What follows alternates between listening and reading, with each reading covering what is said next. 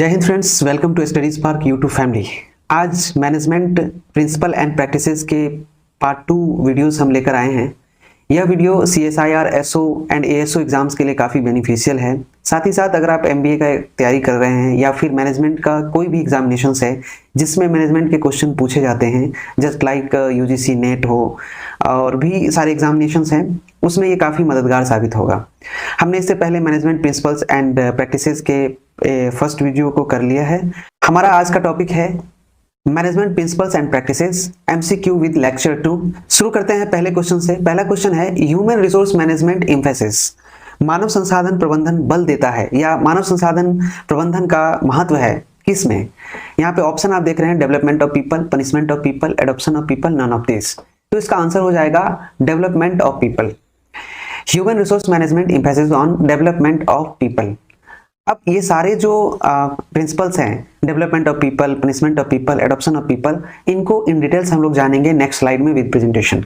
तो जानते हैं कि development of people human resource management से कैसे संबंधित है और इसका महत्व क्यों है। यहाँ पर डेवलपमेंट ऑफ पीपल डिस्कस करने से पहले हम लोग ह्यूमन रिसोर्स मैनेजमेंट का कुछ ओवरव्यू लेंगे, इनके बारे में जानेंगे कि आखिर HRM या HR होता क्या चीज़ है।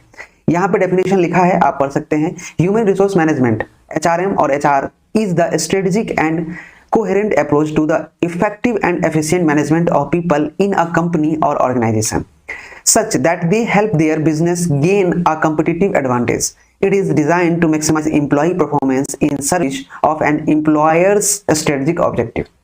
इसका अर्थ यह होता है कि HRM किसी कंपनी या ऑर्गेनाइजेशन में लोगों के इफेक्टिव और कुशल प्रबंधन के लिए रणनीति और कोहेरेंट अप्रोच बनाती है ताकि वे अपने बिजनेस को कॉम्पिटिटिव एडवांटेज हासिल करने में मदद कर सके। यहाँ पे कोहेरेंट अप्रोच का मतलब है सुसंगत दृष्टिकोण।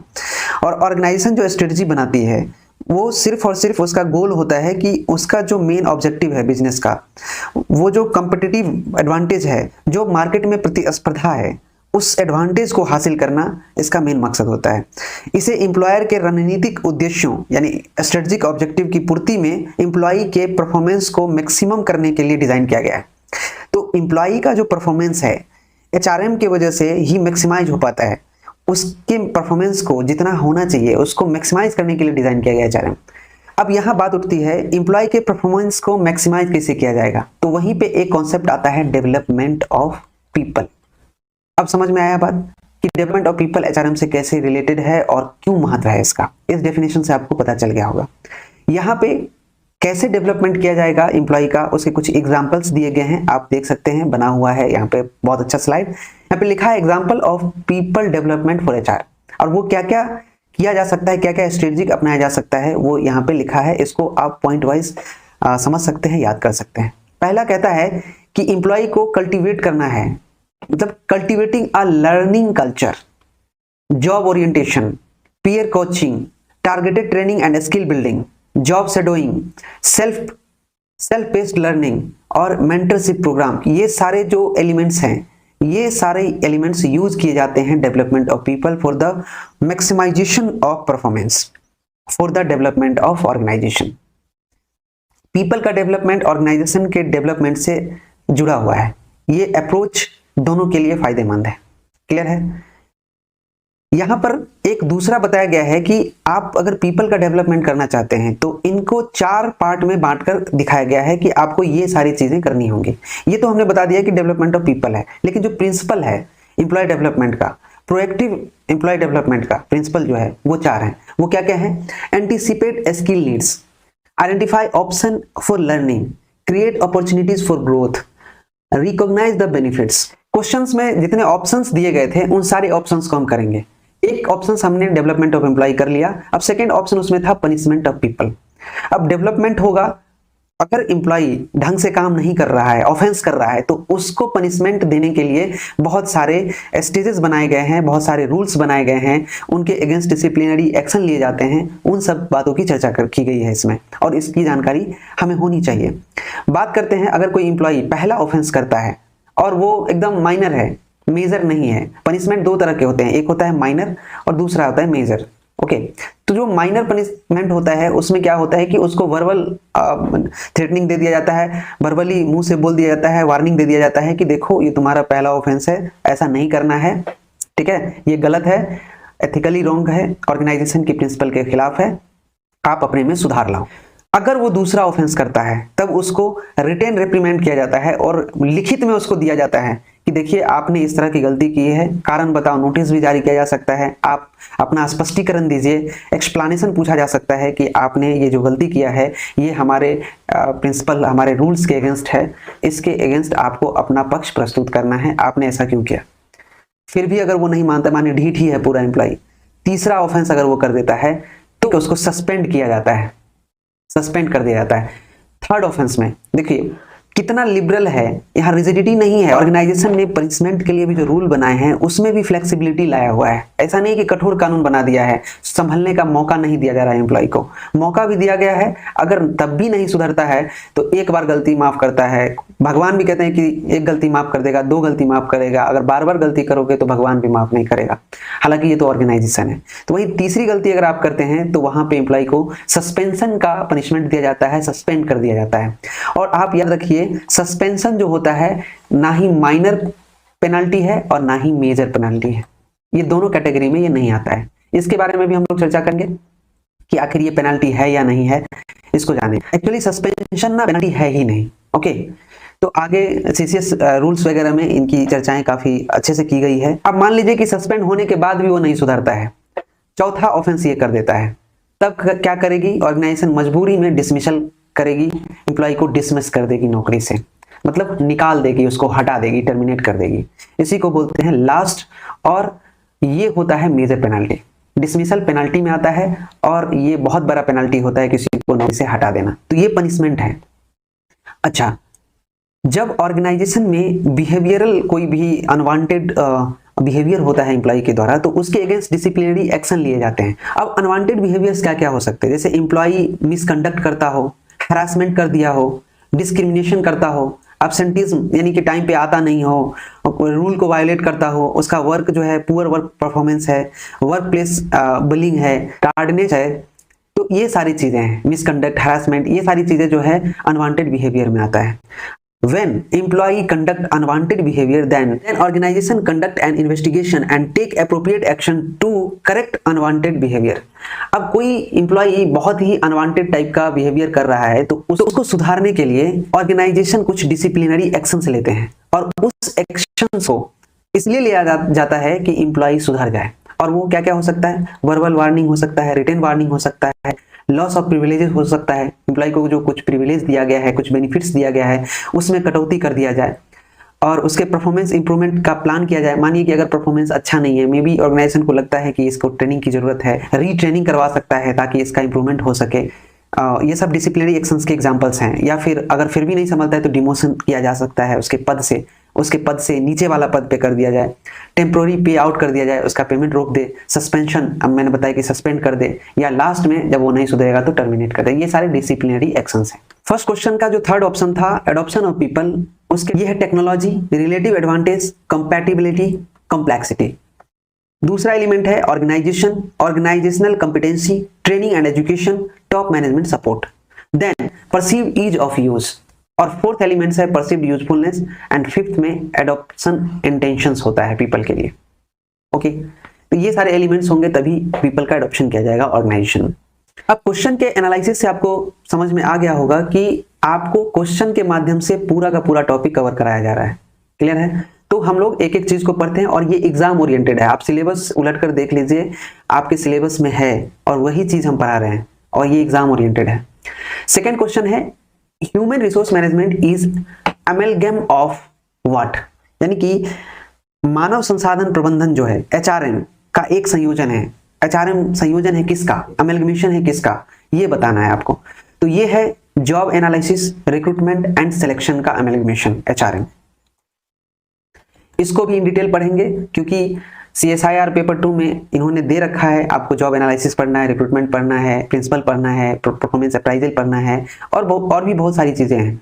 तो एक एक करके टॉपिक वाइज हम लोग बात करते हैं। अब आते हैं पहले टॉपिक पे, जॉब एनालिसिस। जॉब एनालिसिस को जानने के लिए ये जो स्लाइड है जिसमें प्रेजेंटेशन के थ्रू बताया गया है, ये सारे की पॉइंट्स अगर इनको आप याद कर लीजिएगा तो आपको समझ में आ जाएगा कि जॉब एनालिसिस होता क्या है। लेकिन मोटा मोटी मैं शॉर्ट में आपको बता देता हूं कि जॉब एनालिसिस नौकरी विश्लेषण की वह प्रक्रिया है जिसमें मानवीय आवश्यकताओं के साथ साथ नौकरियों की सामग्रियों की जानकारी इकट्ठा की जाती है, या यूं कहें this process is used to determine the placement of jobs, that is called job analysis. या फिर ये कह सकते हैं जॉब एनालिसिस करने के लिए हमारे पास दो एलिमेंट का होना जरूरी है, उसकी जानकारी होनी जरूरी है, तभी हम जॉब एनालिसिस कर सकते हैं।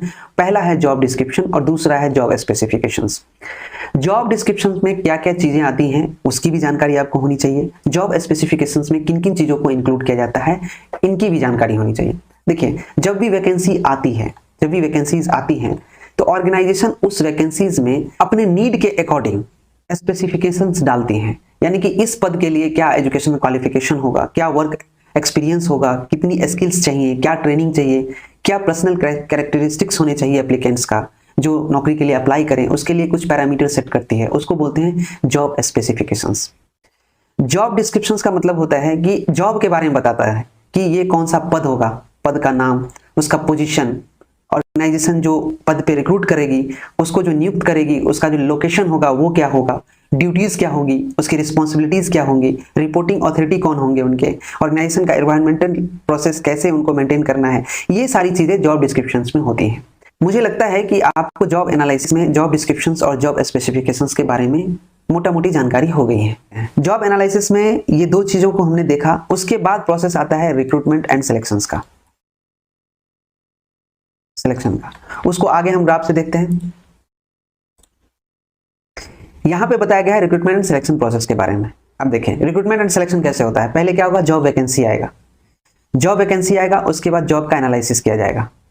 मैंने बताया था ना कि जॉब का एक वैकेंसी आता है तो जॉब एनालिसिस होता है। जॉब एनालिसिस में दो पार्ट होते हैं, एक होता है डिस्क्रिप्शंस, अभी आपने पढ़ा है, दूसरा होता है स्पेसिफिकेशंस। और यही डिस्क्रिप्शन एंड स्पेसिफिकेशन क्या करता है, कैंडिडेट को अट्रैक्ट करता है आपके ऑर्गेनाइजेशन के प्रति कि आप क्या पर्क दे रहे हैं, क्या सैलरी दे रहे हैं, क्या डिजिग्नेशन दे रहे हैं। जब कैंडिडेट अट्रैक्ट होगा तो अप्लाई करेगा, फिर सारे एप्लीकेंट का स्क्रीनिंग होगा एप्लीकेशन का, और फिर जो एलिजिबल होगा कैंडिडेट उसका इंटरव्यू कराएगा ऑर्गेनाइजेशन। जैसे ही इंटरव्यू होगा, इंटरव्यू के बाद इंटरव्यू जो भी क्लियर करेगा कैंडिडेट उसे सेलेक्ट करेंगे और उसे ऑफर किया जाएगा अपॉइंटमेंट लेटर, अपॉइंट करेंगे। फिर जैसे ही वो ज्वाइन करेगा तो फिर उसका इंडक्शन होगा, ट्रेनिंग होगा। इंडक्शन एंड ट्रेनिंग में एम्प्लॉय को बताया जाएगा, यहाँ पे इंडक्शन को समझिए। इंडक्शन में क्या होता है कि एम्प्लॉय को, नए एम्प्लॉय को बताया जाता है ऑर्गेनाइजेशन के बारे में, ऑर्गेनाइजेशन के विजन के बारे में, ऑर्गेनाइजेशन के गोल के बारे में, ऑर्गेनाइजेशन करती क्या है, क्या उसका मेन एम है, फिर उसकी ट्रेनिंग होती है। इसी को इंडक्शन एंड ट्रेनिंग बोलते हैं। जब एम्प्लॉय ये सब कंप्लीट कर लेता है फिर जॉब करता है, जॉब करने के बाद उसका इवैल्यूएशन होता है, जिसको कई ऑर्गेनाइजेशन अपने अपने तरीके से उसका इवैल्यूएशन का प्रोसेस है एम्प्लॉय के मूल्यांकन का। एक परफॉर्मेंस अप्राइजल भी है मूल्यांकन का तरीका, इसको भी हम लोग पढ़ेंगे आगे, ये आपके सिलेबस में भी है। आगे हम लोग बात करते हैं social behaviour and business ethics. ये भी बिजनेस ऑर्गेनाइजेशनल बिहेवियर का पार्ट है और इसको भी पढ़ना है। तो ऑर्गेनाइजेशन भी क्या होता है ना, एक सोसाइटी की तरह होता है, और उस सोसाइटी में जो हमारे सबऑर्डिनेट्स होते हैं, जो हायर अथॉरिटी होती हैं, अपने सबऑर्डिनेट्स के प्रति जो उनका बिहेवियर होना चाहिए वो सामाजिक होना चाहिए, अनएथिकल नहीं होना चाहिए। उसी के बारे में बोला गया है SRHM में, यानी कि social responsibility of human resource management. Higher authority अपने सबऑर्डिनेट्स के साथ किस तरह से पेश आए, उनका बिहेवियर कैसा होना चाहिए, उनका मोटिवेशनल स्टेटस कैसा होना चाहिए सबऑर्डिनेट्स के लिए, वो बताता है SRHRM में। और वो 3 चीजें बताई गई है कि जो एक हायर अथॉरिटी है उनको अपने सबऑर्डिनेट के प्रति मोरल एफिकेसी रखना चाहिए, फेल्ट ऑब्लिगेशन होना चाहिए, एम्पैथी होना चाहिए। सर समझ में नहीं आया ये क्या होता है। मोरल एफिकेसी का मतलब है नैतिक प्रभावकारिता, मतलब नैतिकता होनी चाहिए। ऐसा नहीं कि वो आपका गुलाम है, वो एक एम्प्लॉई है, वो ऑर्गेनाइजेशन के लिए वो भी काम करता है, आप भी काम करते हैं। कभी कभी क्या होता है कि ऑर्गेनाइजेशन में एथिक्स का ज्ञान नहीं होने के कारण हायर अथॉरिटी को ऐसा लगता है कि वो उन्हीं का गुलाम है, लेकिन एक्चुअल में ऐसा होता नहीं है। ऑर्गेनाइजेशन एक एंटिटी होती है, एक इकाई होती है, अपने आप में वो मालिक है, और उसके यहाँ काम करने वाला हर कोई ऑर्गेनाइजेशन के लिए काम करता है। तो यहाँ पे इस चीज की जानकारी होनी चाहिए। आपके जो इमीडिएट ऑफिसर्स हैं या फिर जो हायर अथॉरिटी हैं, उनको इस बात का ज्ञान होना चाहिए कि हमें जो पेश आना है सबऑर्डिनेट्स के साथ वो एथिकल मैनर में आना है, उनके साथ जो हमारा बिहेवियर होना चाहिए वो एथिकल होना चाहिए। ओके, और फेल्ट ऑब्लिगेशन कहने का अर्थ है कि आपको उसके साथ, अगर आप बहुत ही मोरल आपका अच्छा है, आप नैतिकता के साथ उसके साथ पेश आ रहे हैं, तो इसका मतलब ये नहीं है कि सबऑर्डिनेट्स उसका गलत फायदा उठा ले। अब यहाँ पे क्या करना है कि दायित्व जो है उनको महसूस भी कराना है कि आप जिस पद पे, जिस पोस्ट पे रिक्रूट हुए हैं या आपने जो ज्वाइन किया है, आप जिस पद पे अपॉइंट हुए हैं, उस पद की क्या गरिमा है, उसकी क्या रिस्पॉन्सिबिलिटी है, क्या रोल, क्या रिस्पॉन्सिबिलिटी है, वो आपको समझना होगा, महसूस करना होगा। यही है फेल्ट ऑब्लिगेशन। थर्ड है एम्पैथी। आपने इससे मिलता जुलता वर्ड एक सुना होगा, सिंपैथी। सिंपैथी और एम्पैथी में अंतर क्या है ये जानिए। देखिए, एम्पैथी का मतलब होता है हमदर्दी और सिंपैथी का मतलब होता है सहानुभूति। दोनों मिलता जुलता ही वर्ड है, लेकिन यहाँ पे हमदर्दी कहने का अर्थ यह है कि आप अगर स्ट्रेस में हैं, तो यहाँ पे ऐसा SRHRM कहता है, सोशल बिहेवियर ये कहता है हायर ऑथोरिटी से कि आपको उसके साथ इस तरह से पेश आना है कि आप उसे लगे कि आप जो हैं उनके हमदर्द हैं, उनके सही गलत और विपरीत सिचुएशन में भी उनका मदद करते हैं, उनको सपोर्ट करते हैं। हो सकता है ऑर्गेनाइजेशन का जो वर्क कल्चर है, जो एनवायरनमेंट है, मे बी प्रेशर वाला हो। कभी कभी ऐसा सेल्स जो मार्केटिंग है उसमें देखा जाता है कि वहाँ पे काफ़ी फोर्स रहता है, काफ़ी प्रेशर रहता है सेल्समैन पे, टारगेट बेस्ड जॉब होता है। तो वहाँ पे क्या होता है ना कि आपको एम्पैथी रखना होता है, क्योंकि वहाँ पे टारगेट अगर अचीव नहीं करेंगे तो आपको फायर कर दिया जाएगा, नौकरी से निकाल दिया जाएगा। तो इन सब चीज़ों को दिखाना है कि नहीं ऐसा नहीं है, तुम करो, अगर नहीं भी होता है तो हम तुम्हें बूस्ट करेंगे, तुम्हारे स्किल को डेवलप करेंगे, आगे बढ़ाएंगे, होगा। और भी एग्जांपल्स हो सकते हैं, मेरे समझ में जो आया मैंने आपको बताया। आप बस इस 3 चीज़ों को समझिए कि सबऑर्डिनेट्स के लिए जो मोटिवेशनल स्टेट्स होने चाहिए, सोशल बिहेवियर होना चाहिए, वो ये 3 होना चाहिए: moral efficacy, felt obligation, empathy. और ये तीनों बिजनेस एथिक्स के लिए इंपॉर्टेंट है। यहाँ पर चैप्टर ही है social behaviour and business ethics. Business ethics क्या कहता है कि आपका बिहेवियर अच्छा होना चाहिए, प्रिंसिपल्स के अकॉर्डिंग चलना चाहिए, ट्रस्ट होना चाहिए एम्प्लॉय और एम्प्लॉयर में, रिस्पॉन्सिबिलिटी फिक्स होनी चाहिए, ओके, रिलेशनशिप्स आपके अच्छे होने चाहिए एम्प्लॉय और एम्प्लॉयर के बीच, रिलायबिलिटी होना चाहिए, चॉइस होना चाहिए एम्प्लॉय का, मॉरलिटी होना चाहिए। तो ये सब चीज़ मैं यहाँ पे बता चुका हूँ आपको, ये बिजनेस एथिक्स के एलिमेंट्स हैं। अब social behaviour and business ethics में जानते हैं कि क्या क्या कदम उठाए जा सकते हैं मैनेजमेंट के द्वारा। आप क्या कर सकते हैं? लेबर वेलफेयर कर सकते हैं, personal management, human resource management. Labour welfare में आपको ध्यान रखना है कि आपको कोऑर्डिनेशन मेंटेन रखना है, प्रोडक्टिविटी मैनेज रखना है, एम्प्लॉयर के बीच का डिस्प्यूट को मैनेज करना है, ओके। पर्सनल मैनेजमेंट भी किया जा सकता है, एम्प्लॉय के पेरोल्स, बेनिफिट्स, ग्रीवांसेस, स्टाफिंग, ये सारे एलिमेंट्स हैं पर्सनल मैनेजमेंट के। ह्यूमन रिसोर्स मैनेजमेंट के कुछ पॉइंट्स हैं, इनको आप याद रख सकते हैं कि अच्छा ह्यूमन रिसोर्स मैनेजमेंट तभी हो सकता है जब आप स्ट्रेटेजिक प्लान करें, ऑर्गेनाइजेशनल बिहेवियर को इंप्लीमेंट करें, कंपनसेशन का कोई व्यवस्था करें एम्प्लॉय के लिए। जैसे मान लीजिए कोई हैजार्डस वर्क हो जाता है, खतरनाक काम हो जाता है और कोई हरासमेंट हो जाता है एम्प्लॉय को, या फिर कोई इकोनॉमिकल क्षति हो जाती है, उसके प्रतिपूर्ति के लिए, उसको कंपनसेट करने के लिए अगर कोई आपने कंपनसेशन प्लान बना रखा है या फंड बना रखा है, उसके लिए कोई वेलफेयर फंड बना रखा है, तो ये सारी चीजें ह्यूमन रिसोर्स मैनेजमेंट का बेस्ट तरीका है, ठीक है। कॉम्पिटिटिव एडवांटेज भी एक तरीका है ह्यूमन रिसोर्स मैनेजमेंट का कि आपको प्रतिस्पर्धात्मक व्यवस्था बना रखना है। जब तक ऑर्गेनाइजेशन के बीच प्रतिस्पर्धात्मक व्यवस्था नहीं होंगी, अगर कॉम्पिटिटिव एडवांटेज लेना नहीं चाहेगा ऑर्गेनाइजेशन, तब तक उसका ग्रोथ भी संभव नहीं है। तो ह्यूमन रिसोर्स मैनेजमेंट कहता है कि अगर आप बेस्ट ह्यूमन रिसोर्स मैनेजमेंट करना चाहते हैं तो आपको ये सारी चीजें करनी होंगी। आपको strategic partner, organisation behaviour, compensation, competitive advantages, इन सब चीजों का ख्याल रखना होगा। पर्सनल मैनेजमेंट के लिए पेरोल, बेनिफिट्स, ग्रीवांसेस, स्टाफिंग, इन सब चीजों का ख्याल रखना होगा। और लेबर वेलफेयर के लिए maintaining coordination, managing productivity and handling disputes, ये सारी चीजों का ख्याल रखना होगा। चलिए बढ़ते हैं आगे। अगर आपको ऑर्गेनाइजेशनल बिहेवियर को इंप्लीमेंट करना है, अगर आपको सोशल रिस्पॉन्सिबिलिटी तय करनी है, अगर आपको ऑर्गेनाइजेशन का डेवलपमेंट करना है, तो ऑर्गेनाइजेशन में ऑर्गेनाइजेशनल बिहेवियर को भी इंप्लीमेंट करना होगा। और उसके लिए क्या चाहिए? पर्सनल मैनेजमेंट चाहिए, इंडस्ट्रियल रिलेशंस चाहिए एंड लेबर लेजिस्लेशन चाहिए। ये क्या होता है इन डिटेल्स हम आगे पढ़ते हैं। पहले बात करते हैं पर्सनल मैनेजमेंट का, फिर बात करेंगे इंडस्ट्रियल रिलेशंस का। देखिए, पर्सनल मैनेजमेंट करने के लिए आपके पास 2 फंक्शंस का होना जरूरी है। एक है मैनेजिंग फंक्शंस, दूसरा है operative functions. Managing functions organization के लिए, पर्सनल मैनेजमेंट के लिए क्या है, उसके अगर आपको मैनेज करने आता है तो उसके लिए आपको ये 5 एलिमेंट्स का होना जरूरी है, तभी आप बेस्ट मैनेजमेंट कर सकते हैं, बेस्ट पर्सनल मैनेजमेंट कर सकते हैं। मैनेजिंग फंक्शंस के जो रूल्स हैं वो क्या है? पहले आपको प्लानिंग करना होगा, फिर ऑर्गेनाइजिंग करना होगा, फिर डायरेक्टिंग करना होगा, फिर मोटिवेटिंग करना होगा, फिर कंट्रोलिंग करना होगा। आपने मैनेजमेंट का प्रिंसिपल भी पढ़ा था पहले वीडियो में। आप बोलेंगे कि सर यहाँ पे आपने स्टाफिंग गायब कर दिया, तो वो प्रिंसिपल था मैनेजमेंट का, जहाँ पे ओवरऑल मैनेजमेंट, ऑर्गेनाइजेशन के मैनेजमेंट की बात की जा रही थी। तब हमने बोला था कि वहाँ पे आपको सबसे पहले प्लानिंग करना है, फिर ऑर्गेनाइजिंग करना है, फिर स्टाफिंग करना है, फिर डायरेक्टिंग करना है, फिर कंट्रोलिंग करना है। तो ये जो रूल है POSDC का, ये ओवरऑल ऑर्गेनाइजेशन के मैनेजमेंट का है। लेकिन यहाँ पे सिर्फ पार्टिकुलर पर्सनल मैनेजमेंट की बात की जा रही है, एक ह्यूमन रिसोर्स की बात की जा रही है। ओके, किसी व्यक्तिगत एम्प्लॉय के प्रबंधन की बात की जा रही है। तो उसको मैनेज करने के लिए जो फंक्शंस रन करती हैं वो है planning, organising, directing, motivating, controlling. Obviously आपको प्लान करना होगा, फिर उसको ऑर्गेनाइज करना होगा, फिर उसे डायरेक्ट करना होगा, निर्देश देना होगा। अगर मानिए एम्प्लॉय को इतना चीज करते हैं फिर भी वो एकदम डिप्रेस्ड हो जाता है, स्ट्रेस में रहता है, वो बोलता है कि नहीं हो पाएगा हमसे, तो उसे मोटिवेट भी करते हैं। तो ये भी एलिमेंट्स काम आता है। जैसे मोटिवेट करेंगे तो वो काम करने लगेगा। फिर अगर ढंग से काम नहीं कर रहा है, हमारा काम स्ट्रेटेजिक वे में नहीं हो रहा है, जो हमने प्लान किया है उस तरह से एग्जीक्यूट नहीं हो रहा है, तो उसके लिए कंट्रोलिंग एलिमेंट्स हैं, उसका इस्तेमाल करते हैं। तो ये सारे फंक्शंस होते हैं इसके। ऑपरेटिव फंक्शंस में क्या है, यहाँ भी 5 एलिमेंट्स हैं, 5 पॉइंट्स हैं जिनको ध्यान में रखना होता है। ऑपरेटिव फंक्शंस के लिए हमें इन बातों का ध्यान रखना है। पहला, procurement of personnel, development of personnel, compensation of personnel, integration और मेंटेनेंस, तभी ऑपरेटिव फंक्शंस काम करती हैं। ठीक है, तो पर्सनल मैनेजमेंट में हमें 2 चीजों का ध्यान रखना है, एक मैनेजिंग फंक्शंस का, दूसरा ऑपरेटिव फंक्शंस का। मैनेजिंग फंक्शंस में हमें 5 चीजों को ध्यान रखना है, planning, organising, directing, motivating, controlling.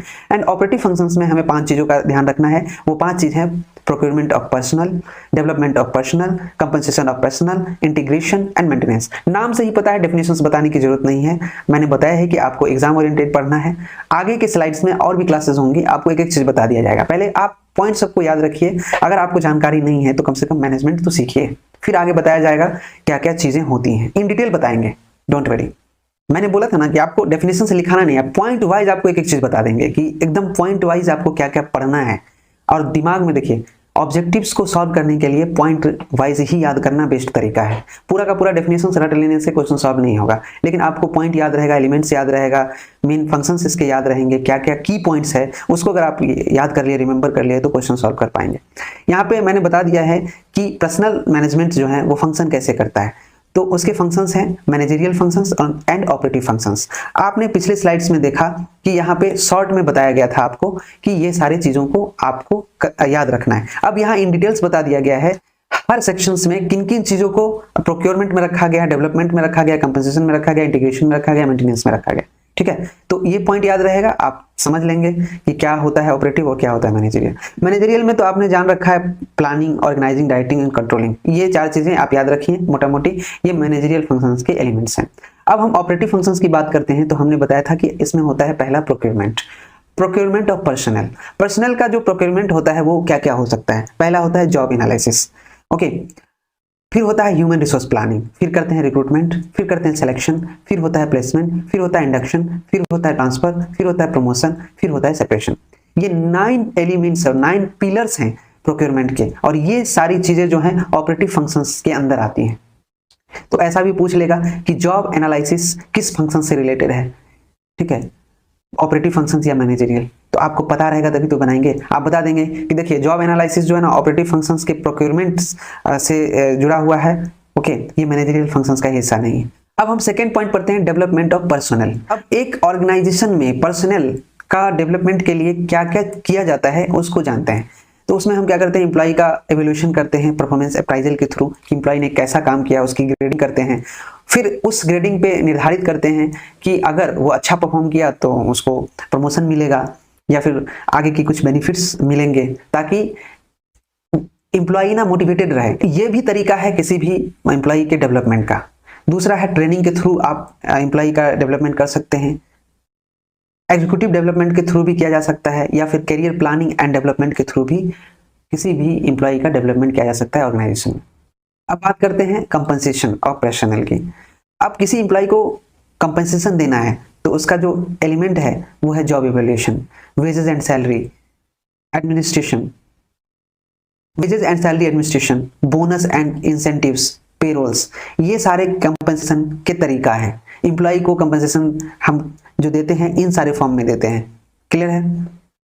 अब बात करते हैं इंटीग्रेशन की। इंटीग्रेशन का जो पॉइंट हमको याद करके रखना है कि इंटीग्रेशन, किसी भी एम्प्लॉय को मोटिवेट कैसे करना है वो तरीका बताया गया है।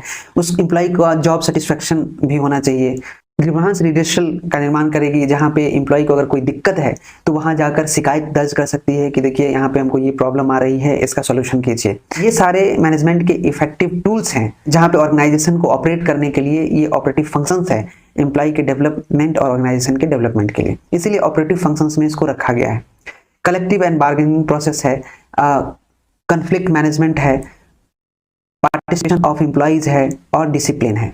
तो ये सारे इंटीग्रेशंस के टूल्स हैं। और अब अंत में हमें जानना है मेंटेनेंस के बारे में। मेंटेनेंस कहने का अर्थ है कि एम्प्लॉय का मेंटेनेंस यहाँ पे होना है। मान लीजिए आपके पास एक कार है, कार क्या है, आपके लिए एक एसेट्स है। एसेट्स आप यूज करते हैं तो उसमें टूट फूट आती हैं, तो उसकी मेंटेनेंस के लिए आप क्या करते हैं, सर्विसिंग करवाते हैं। उसी तरह से एक एम्प्लॉय किसी भी ऑर्गेनाइजेशन का एसेट्स होता है, तो ऑर्गेनाइजेशन की यह दायित्व है, ये रिस्पॉन्सिबिलिटी है कि अपने एम्प्लॉय का, अपने एसेट्स का मेंटेनेंस भी रखे, यानी मेंटेनेंस करे। मेंटेनेंस का मतलब ये है कि उसके हेल्थ का ख्याल रखे, उसके सेफ्टी का ख्याल रखे, उसके सोशल सिक्योरिटी का ख्याल रखे, वेलफेयर स्कीम्स लाए उसके लिए, ह्यूमन रिसोर्स रिकॉर्ड्स हो उसके पास, ह्यूमन रिसोर्स के लिए रिसर्च हो, ह्यूमन रिसोर्स ऑडिट हो। ये सारे टूल्स जो है उपयोग किया जा सकते हैं एम्प्लॉय के मेंटेनेंस के लिए, और ये ऑपरेटिव फंक्शंस है। आप बताइए, एम्प्लॉय की हेल्थ का अगर आप ख्याल रखेंगे, बेटर हेल्थ फैसिलिटी देंगे, तो एम्प्लॉय आपका स्वस्थ रहेगा और अच्छे से काम करेगा, ज्यादा बीमार नहीं पड़ेगा, ज्यादा आउटपुट मिलेगा आपको। उसके सुरक्षा का अगर ख्याल रखते हैं, मानिए आप कहीं पे काम कर रहा है, वो वहाँ पे हजार्डस वर्क है, वो कुछ भी फिजिकल नुकसान होने का डर है, तो अगर उसे रिसोर्सेज दिया जाता है, संसाधन मुहैया कराया जाता है कि नहीं, आप क्या करो कि सेफ्टी के थ्रू काम करो, आप हेलमेट लगाकर काम करो, बेल्ट लगाकर काम करो, तो ये सारी चीजें क्या है, ये मेंटेनेंस के अंदर आती है और एम्प्लॉय के डेवलपमेंट के लिए भी आती है। अगर आप एम्प्लॉय के सोशल सिक्योरिटी स्कीम्स के बारे में सोचते हैं, उसका सामाजिक सुरक्षा के बारे में सोचते हैं, उसके वेलफेयर के लिए कुछ स्कीम ले आते हैं, जैसे ईपीएफ हो गया, ईएसआई हो गया, ये सब अगर आप काटते हैं उसके फ्यूचर के लिए, तो उसका फैमिली भी प्रोटेक्ट होता है कि नहीं, तो एम्प्लॉय इससे मोटिवेटेड रहता है। ये सारे मेंटेनेंस के टूल्स हैं। वेलफेयर स्कीम्स ले आते हैं आप एम्प्लॉय के लिए, ऑपरेटिव फंक्शंस के अंदर आते हैं। इन सब चीजों को आपको याद रखना है। आई होप कि इन डिटेल्स आपने समझ लिया इन चीजों को। अभी तक हम लोग ऑर्गेनाइजेशनल बिहेवियर के फर्स्ट पार्ट को ही कर रहे थे, पर्सनल मैनेजमेंट रिलेशंस को। अब हम दूसरा पार्ट कर रहे हैं, इंडस्ट्रियल रिलेशंस को। इंडस्ट्रियल रिलेशंस में हमें 4 चीजों का ध्यान रखना होता है। एक होता है पहला, एम्प्लॉयर एम्प्लॉय रिलेशंस, मतलब एक जो नियोक्ता है, मतलब जो नौकरी देने वाला है और जो नौकरी करने वाला है ऑर्गेनाइजेशन के अंदर, इनके बीच का जो संबंध होता है उसके बारे में बताया जाता है कि उनका संबंध कैसा होना चाहिए। उनका संबंध अच्छा होना चाहिए, सौहार्द होना चाहिए, मतलब मित्रवत होना चाहिए। करते हैं हम ग्रुप रिलेशंस की, मतलब सामूहिक संबंध की। तीसरा बात करते हैं पब्लिक रिलेशंस की, सार्वजनिक संबंध की। और चौथा बात करते हैं लेबर रिलेशंस की, मजदूरों के संबंध की। इन 4 चीजों पे ही इंडस्ट्रियल रिलेशंस को बांटा गया है। अगर आप इन 4 चीजों को जान लेते हैं तो इससे बनने वाले क्वेश्चंस को आप आसानी से कर लेंगे। यहाँ पे डेफिनेशन दिया गया है, the term industrial relations comprises of 2 terms, industry and relations. स्वाभाविक है, इंडस्ट्रियल रिलेशंस जो है 2 टर्म से मिलकर बना है, और वो क्या है, industry and relations. Industry refers to any productive activity in which an individual और अ ग्रुप इंडिविजुअल्स इज या are engaged. By relations we mean the relationship that exists within the industry between the employer and his workman। इस पूरे definition का एक ही मतलब निकलता है कि एम्प्लॉय और उसके जो वर्कमैन हैं, जो उसके कर्मचारी हैं, उनके बीच के रिलेशंस को इंडस्ट्रियल रिलेशंस बताता है, ताकि एक ऑर्गेनाइजेशन जो है अपने ऑर्गेनाइजेशन में प्रोडक्टिव एक्टिविटी कर सके। According to professor Dunlop, industrial relations can be defined as the complex of inter relations among workers, managers and government. तो प्रोफेसर डनलप के अनुसार जो इंडस्ट्रियल रिलेशंस हैं उसको डिफाइन किया जा सकता है वर्कमैन, प्रबंधक और गवर्नमेंट, मतलब सरकार के बीच के रिलेशंस को। इंडस्ट्रियल रिलेशंस के डेफिनेशंस को हम लोग जान लिए हैं। अब मेन ऑब्जेक्टिव क्या होता है इंडस्ट्रियल रिलेशंस का, वो जानते हैं। इसका जो मेन ऑब्जेक्टिव होता है वो होता है हैंडलिंग ग्रीवांसेस, मतलब जो डिस्प्यूट होती हैं ऑर्गेनाइजेशन में एम्प्लॉयर और एम्प्लॉय के बीच। इंडस्ट्रियल रिलेशंस में मेन पढ़ते हैं हम एम्प्लॉय और एम्प्लॉय के रिलेशंस को ही, मतलब एक नियोक्ता और एक काम करने वालों के बीच का जो रिलेशंस होता है उसमें जो डिस्प्यूट होने का चांसेस है उसको सॉल्व करने के लिए, उसको रिजॉल्व करने के लिए इंडस्ट्रियल रिलेशंस को बनाया गया है। अगर कोई डिस्प्यूट हो जाता है तो उसको हैंडल करने के लिए ग्रीवांस सेल का भी आपको निर्माण करना होगा, जहां पे कोई एम्प्लॉय या एम्प्लॉयर को भी कोई दिक्कत है एम्प्लॉय से, तो वो जाकर उस ग्रीवांस सेल में बैठकर एक दूसरे से बात कर ले, या फिर रिटर्न में ही लिख कर दे दे एम्प्लॉय कि हमको ये तकलीफ है, इसका ये निराकरण होना चाहिए, मुझे ये चाहिए, वो तकलीफ है, जो भी है वो ग्रीवांस को हैंडल करने के लिए अच्छा मैनेजमेंट होना जरूरी है। दूसरा है mental revolutions, employee right protections. ऐसा नहीं हो कि कोई एम्प्लॉयर एम्प्लॉय के राइट को प्रोटेक्ट नहीं करता हो, ठीक है। तो इंडस्ट्रियल रिलेशंस का जो मेन ऑब्जेक्टिव है वो है कि आप एम्प्लॉयर और एम्प्लॉय के बीच ग्रीवांसेस हैंडल करने का तरीका होना चाहिए ऑर्गेनाइजेशन में, मेंटल रिवोल्यूशंस इक्विपमेंट्स होने चाहिए, एम्प्लॉयज राइट का प्रोटेक्शंस होना चाहिए, कॉन्ट्रैक्ट इंटरप्रिटेशंस होने चाहिए, बूस्टिंग मोरल होना चाहिए, कलेक्टिव बार्गेनिंग होनी चाहिए, इंक्रीजिंग प्रोडक्टिविटी होनी चाहिए। ये सारी ऑब्जेक्टिव्स हैं इंडस्ट्रियल रिलेशंस के। हमने जो ऑब्जेक्टिव पढ़ा उस ऑब्जेक्टिव को कंप्लीट करने के लिए जो अप्रोचेज होते हैं इंडस्ट्रियल रिलेशंस में वो क्या क्या हो सकते हैं। तो एक ऑर्गेनाइजेशन अपने एम्प्लॉय और एम्प्लॉयर के रिलेशंस को ठीक करने के लिए इन सारे अप्रोचेस का इस्तेमाल कर सकता है। सिस्टमेटिक अप्रोच क्या है, यूनिटरी अप्रोच क्या है, प्लूरिस्टिक अप्रोच क्या है, मार्क्सिस्ट अप्रोच क्या है, सोशियोलॉजिकल अप्रोच क्या है, गांधीयन अप्रोच क्या है, साइकोलॉजिकल अप्रोच क्या है, ह्यूमन रिलेशंस अप्रोच क्या है। ये सारे अप्रोचेस इंडस्ट्रियल रिलेशंस में हम पढ़ेंगे और इंडस्ट्रियल रिलेशंस के ये सारे अप्रोचेस हैं, इनको आप एक बार बढ़िया से देख लीजिए। अगर आप इन सारे अप्रोचेस को इन डिटेल्स पढ़ना चाहते हैं तो हमारा सीरीज कंटिन्यू है, उसमें हम बताएंगे क्वेश्चंस के थ्रू। एम्प्लॉयर और एम्प्लॉय के बीच इंडिविजुअल बिहेवियर्स भी बहुत मैटर करता है, ये फैक्टर्स हैं। ऑर्गेनाइजेशनल स्ट्रक्चर भी एक फैक्टर होता है, साइकोलॉजिकल फैक्टर भी होता है, लीडरशिप स्टाइल कैसा है ऑर्गेनाइजेशन का ये भी फैक्टर मैटर करता है इंडस्ट्रियल रिलेशंस में। इकोनॉमिक एंड टेक्निकल एनवायरनमेंट कैसा है ऑर्गेनाइजेशन का ये भी फैक्टर मैटर करता है। लीगल एंड पॉलिटिकल एनवायरनमेंट कैसा है ऑर्गेनाइजेशन में, ये सारे फैक्टर्स हैं इंडस्ट्रियल रिलेशंस के। हमने ऑर्गेनाइजेशनल बिहेवियर में पढ़ा पर्सनल मैनेजमेंट रिलेशंस को और दूसरा पढ़ा इंडस्ट्रियल रिलेशंस को। अब यहाँ पे दोनों के डिफरेंसेस को बताए गए हैं, वो देख लीजिए कि दोनों में क्या क्या अंतर है, क्या क्या रिस्पॉन्सिबिलिटीज है। इंडस्ट्रियल रिलेशंस रिस्पॉन्सिबिलिटीज क्या है, तो ensuring a smooth flow of a business operations, ये इंडस्ट्रियल रिलेशंस का मेन ऑब्जेक्टिव है। वहीं अगर ह्यूमन रिसोर्स मैनेजमेंट रिस्पॉन्सिबिलिटी की बात करें तो यहाँ पे क्या होता है, creating job opportunity that align with companies vision, mission and objectives. यहाँ पे जॉब अपॉर्चुनिटीज क्रिएट की जाती हैं जो कि संबंध होती हैं किससे, कंपनी के विजन से, उनके मिशन से, उनके ऑब्जेक्टिव से। बट यहाँ पे क्या होता है, ये एम्प्लॉय और एम्प्लॉयर के बीच बिजनेस ऑपरेशंस को स्मूथ तरीके से चलाया जाए, उस स्मूथ फ्लो को इंश्योर करने का तरीका है। Industrial relations reducing industrial disputes that directly impact productivity. अब क्या होता है कि इस रिलेशंस में, इंडस्ट्रियल रिलेशंस में इंडस्ट्रियल डिस्प्यूट्स जो भी होते हैं एम्प्लॉयर और एम्प्लॉय के बीच में, वो ऑर्गेनाइजेशन का, इंडस्ट्री का जो प्रोडक्ट है, जो उत्पाद है, उसको डायरेक्ट इंपैक्ट करता है, डायरेक्ट हानि पहुंचाता है। और यहाँ ह्यूमन रिसोर्स मैनेजमेंट में रिस्पॉन्सिबिलिटी क्या है, maintaining employees to accomplish goal of an organisation, increasing the morale of employees with peaceful and safe environment. इधर ह्यूमन रिसोर्स मैनेजमेंट में है providing fair treatment and pleasant working conditions for employ. Industrial relations promoting economic growth and development based on employee performance and employer leadership skills. And human resource management responsibilities creating positive and friendly work environment and fair practices through accepted rules and procedures. But HRM responsibilities providing a structure to help employees work effectively. तो HRM क्या होता है कि provide करता है एक structure, employ को मदद करता है इफेक्टिव वर्क के लिए। बट इंडस्ट्रियल रिलेशनशिप एम्प्लॉय और एम्प्लॉय के रिलेशनशिप से रिलेटेड है और ये डायरेक्टली आपको जुड़ा होता है प्रोडक्टिविटी से। एम्प्लॉयर एंड एम्प्लॉयज की भी हम बात कर रहे थे तो 3 E's के बारे में हम लोग बात करें, 3 E के बारे में। ये 3 E क्या होता है, एम्प्लॉयर एम्प्लॉय रिलेशनशिप्स में 3 E जो होता है म्यूचुअल एक्सपेक्टेशंस एंड वैल्यूज होते हैं। ये 3 E's के नाम से जाने जाते हैं। वो 3 E's क्या है, पहला E है एम्प्लॉयर ब्रांड, दूसरा E है एम्प्लॉय वैल्यू प्रोपोजिशन और तीसरा E है एम्प्लॉय एक्सपीरियंस। क्या चाहता है, व्हाट डू वी प्रॉमिस, मतलब वो एम्प्लॉयर का जो ब्रांड है वो बताता है कि वो प्रॉमिस क्या कर रहा है। और एक एम्प्लॉय वैल्यू प्रोपोजिशंस का मतलब है कि what do we offer. Employ experience का मतलब है हाउ इज इट डिलीवर्ड। और ये 3 E's मिलकर एम्प्लॉयर एंड एम्प्लॉय के बीच रिलेशन स्थापित करते हैं। मैं जल्दी जल्दी डेफिनेशंस पढ़ के आगे निकलता हूँ और आगे नेक्स्ट क्वेश्चंस में इसको समझेंगे अच्छे से। Employer employ relations are the defining features of how employers and employees interact with each other on a day to day basis. इसका कहने का मतलब है कि एम्प्लॉयर और एम्प्लॉय एक दूसरे से डे टू डे बेसिस पे कैसे इंटरेक्ट होता है, ये डिफाइन करता है। ये एक फीचर्स है कि कैसे एम्प्लॉयर और एम्प्लॉय एक दूसरे से इंटरेक्ट होते हैं, डे टू डे बेसिस का जो वर्क होता है उसमें। Employ representation are the system put in place to aid communication between employers and employees. और ये एम्प्लॉय और एम्प्लॉय के बीच जो कम्युनिकेशन पुट करता है वो क्या क्या है, वो giving a voice to employees through a recognised body that represents them. तो एम्प्लॉय को एक आवाज दिया जाता है रिकॉग्नाइज्ड बॉडी के थ्रू। ये रिकॉग्नाइज्ड बॉडी क्या हो सकता है, आप ग्रीवांस सेल बना दीजिए, ठीक है, या फिर एक यूनियन होता है जो कि एम्प्लॉय की आवाज को उठाता है, लेबर यूनियन वगैरह सुने हैं ना, ये सब ऑर्गेनाइजेशन में होता है। दूसरा है in large organisation 1-to-1 discussion with all employees in not a realistic options.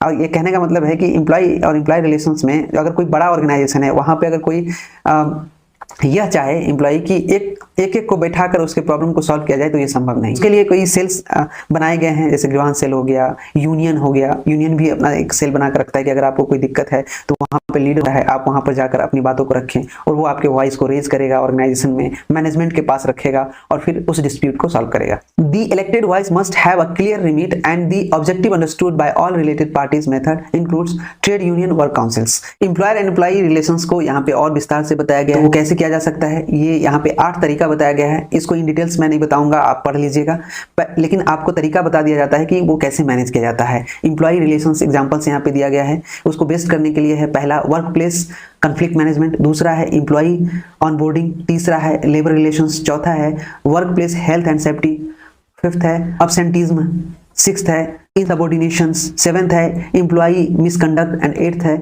Employ wellbeing. और उसके डेफिनेशंस नीचे दिए गए हैं, आप ये पढ़ लीजिएगा पॉज करके। यहाँ पर उसके रिलेशंस को बढ़िया से बताया गया है जो आपने पढ़ा है। क्या है? Grievance investigation and resolutions, human resource strategic planning, on call HR advisory support, human resource audits, union employ management, remuneration advice and benchmarking, HRM policy and procedures manuals, employment law legal counsel, collective agreements, training and development, employment contracts, on site specialist. ये सारे employ और employees relationship को अच्छा करने का तरीका है। जो नेक्स्ट वीडियो होगा उसमें जो प्रिंसिपल ऑफ एचआरडी को इन डिटेल तो पढ़ेंगे ही, लेकिन यहाँ पे जो मेन ऑब्जेक्टिव है, जो सिद्धांत है एचआरडी का, वो मेन यहाँ पे लिखा हुआ है। इसको पढ़ लीजिए, आप एचआरडी समझ जाएंगे। बस इतना ही आपको ध्यान में रखना है। वो क्या है? Principle of organisational capability, principle of potential optimisation, principle of facilitating maximum autonomy, principle of participative decision making, principle of effective delegation, principle of efficient management of transition, principle of periodic review. This is the principle of HRD. कुछ objectives questions हैं, उसको हम लोग लगा लेते हैं।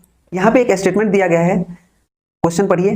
Planning, organising and controlling of procurement, development, compensation, integration of human resources to the end that objective of individual, organization and society are achieved given by।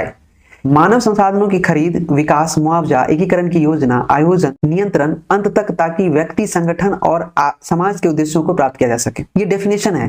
Definition ये दिया गया है, ऑप्शन है स्टोरी, फिलिप्पो, वेटर, DFW टेलर, लेकिन इसका answer हो जाएगा फिलिप्पो। फिलिप्पो ने कहा था, planning, organising and controlling of procurement, development, compensation, integration of human resources to the end that objectives of individual, organisation and society are achieved. According to Flippo, management का main उद्देश्य यही है कि उस organisation में जो पर्सोनल इंडिविजुअल्स, उसका development, organisation का डेवलपमेंट और उसके विजन, जो लक्ष्य है, उसको प्राप्त कर किया जा सके। है operative function of HRM includes.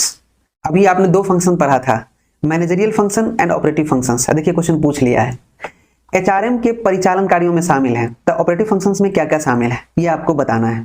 तो आपने पढ़ा है procurement, development, compensation and motivation, maintenance, ये भी पढ़ा है आपने, इंटीग्रेशन एंड इमर्जिंग ट्रेंड्स, ये भी पढ़ा है आपने। तो ऑल ऑफ दीज इसका आंसर हो जाएगा। देखिए कितना आसानी से बन गया, क्योंकि आपका कॉन्सेप्ट क्लियर है और ये क्वेश्चन पूछा हुआ है मैनेजमेंट के एग्जाम में, और मैंने जो भी यहाँ पे क्वेश्चन रखा हुआ है सब पूछा हुआ questions.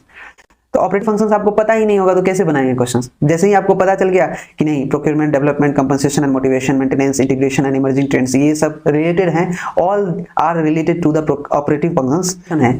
Managerial function of HRM are, HRM के बुनियादी प्रबंधकीय कार्य हैं। तो मेन काम क्या है एचआरएम का, ह्यूमन रिसोर्स मैनेजमेंट का, ये बताना है आपको।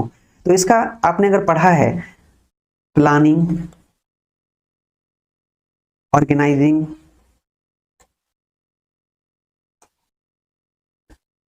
स्टाफिंग,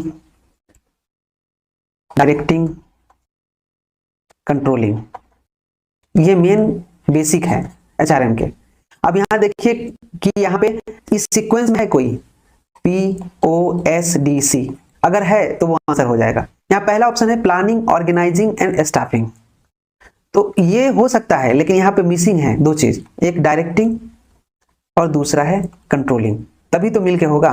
मान लीजिए अगर यहाँ पर से स्टाफिंग गायब कर देता, लेकिन अगर कंट्रोलिंग लास्ट में होता, तो हमने पढ़ा भी है प्लानिंग और कोऑर्डिनेटिंग, ये तो होगा ही नहीं, कोऑर्डिनेटिंग पढ़े ही नहीं है। Planning, organising, directing and controlling, हाँ ये हो सकता है, क्योंकि यहाँ पे एचआरएम कहने का अर्थ पर्सनल मैनेजमेंट भी हो सकता है, ठीक है। तो ये करेक्ट आंसर है। हो जाएगा planning, organising, directing and controlling. दिलाता हूं, मेरा जो भी वीडियो है एग्जाम ओरिएंटेड है। आप अगर वीडियो देखते हैं तो आई होप कि आपका कॉन्सेप्ट भी क्लियर होगा, क्वेश्चन भी बनेगा। Which of the following statement is are correct? निम्नलिखित में से कौन सा कथन सही है? चलिए स्टेटमेंट पढ़ते हैं। HRM is a strategic management functions. नहीं, HRM स्ट्रेटेजिक मैनेजमेंट फंक्शंस नहीं है। Under HRM employ is treated as resources. Yes, HRM के अंदर एम्प्लॉय को रिसोर्स, संसाधन माना गया है। एसेट्स होता है ना एम्प्लॉय ऑर्गेनाइजेशन का, तो ये सही हो सकता है। चलिए आगे पढ़ते हैं। HRM lacks the organization to achieve its goal। ये कैसे हो सकता है? ऑर्गेनाइजेशन, HRM की कमी की वजह से ऑर्गेनाइजेशन का कैसे गोल अचीव हो जाएगा? तो ये भी गलत है। यहाँ पे दो ऑप्शन कंफ्यूजिंग था। एक था HRM is the management of skills, talent and abilities, और under HRM employ is treated as resources. इसमें से जो मोस्ट आपको सुटेबल आंसर लग रहा है वो लग रहा है ये, under HRM employ is treated as resources. यही करेक्ट आंसर होगा। Following are the characteristic of HRM except. HRM की विशेषताएं निम्नलिखित है सिवाय। पहला है pervasive functions, interdisciplinary functions, integrating mechanism, job orientations. देखिए इस क्वेश्चन को सॉल्व करने के लिए हमने आपको पढ़ाया नहीं है आगे कॉन्सेप्ट, इसीलिए आप नहीं बना पाएंगे। तो नेक्स्ट वीडियो में जब हम लोग इन डिटेल्स HRD और HRM को पढ़ेंगे, HRD and HRM performance appraisal, then हम लोग इस चीज को बनाएंगे। ठीक है, तो अभी वैसे आंसर इसका हो जाएगा जॉब ओरिएंटेड। क्योंकि सेशन लंबा हो गया है तो यहीं पे हम अपना सेशन समाप्त करते हैं। Friends, thank you for watching this video. आपको पूरा वीडियो देखने के लिए धन्यवाद। अगर आप हमारे चैनल पे नए हैं तो प्लीज सब्सक्राइब कर लें। अगर आपको यह वीडियो अच्छा लगा है तो लाइक करें, शेयर करें दोस्तों के बीच। मिलते हैं नेक्स्ट वीडियो में। Thank you, bye bye.